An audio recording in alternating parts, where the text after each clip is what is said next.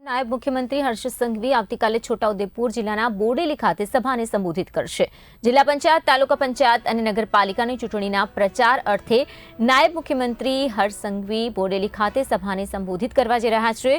આ સભા જિલ્લા પંચાયતની 32 બેઠકો અને તાલુકા પંચાયતની 150 બેઠકો માટેના ચૂંટણી પ્રચારના ભાગરૂપે યોજવામાં આવશે। બોડેલીના ભાજપ કાર્યાલય ખાતે આયોજિત આ સભા માટે ભાજપ દ્વારા તડામાર તૈયારીઓ કરવામાં આવી રહી છે। આ સભા દ્વારા છોટાઉદેપુર જિલ્લામાં ભાજપના પ્રવર્તિત જૂથબંધીને દૂર કરવા માટેનો પણ પ્રયાસ કરાશે।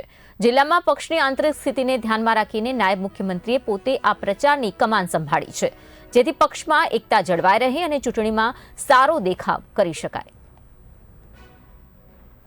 જિલ્લા પંચાયત, તાલુકા પંચાયત અને નગરપાલિકાની ચૂંટણીનો ધમધમાટ શરૂ થઈ ગયો છે અને જે ઉમેદવારોને ફોર્મ ભરવાની પ્રક્રિયા પૂરી થઈ ગઈ છે, ત્યારે હવે પ્રચારનો પડઘમ શરૂ થયો છે। ત્યારે વાત કરીશું છોટાઉદેપુર જિલ્લાની, તો છોટાઉદેપુર જિલ્લામાં બોડેલી નગરપાલિકા, જિલ્લા પંચાયત, તાલુકા પંચાયતની ચૂંટણીના પ્રચાર અર્થે ગુજરાતના નાયબ મુખ્યમંત્રી હર્ષ સંઘવી સભાને સંબોધિત કરશે અને ખૂબ મોટી સંખ્યામાં જનમેદની ઉમટી પડવાની શક્યતા જોવા મળી રહી છે। ત્યારે બોડેલી સેવા સદનની બાજુમાં ભારતીય જનતા પાર્ટીના કાર્યાલય પર જે હર્ષ સંઘવી સભાને સંબોધિત કરવાના છે, ત્યારે અહીં જે ડોમની પ્રક્રિયા હાથ ધરવામાં આવી છે અને જે મંડપની કામગીરી જોવા મળી રહી છે, ત્યારે જે ખાસ કરીને બોડેલી નગરપાલિકાની ચૂંટણી પ્રથમ વખત યોજવાની છે અને જે એનો જે પ્રચારની શરૂઆત પણ થઈ ગઈ છે, ત્યારે ગુજરાતના નાયબ મુખ્યમંત્રી હર્ષ સંઘવી બોડેલી ખાતે સભાને સંબોધિત કરશે।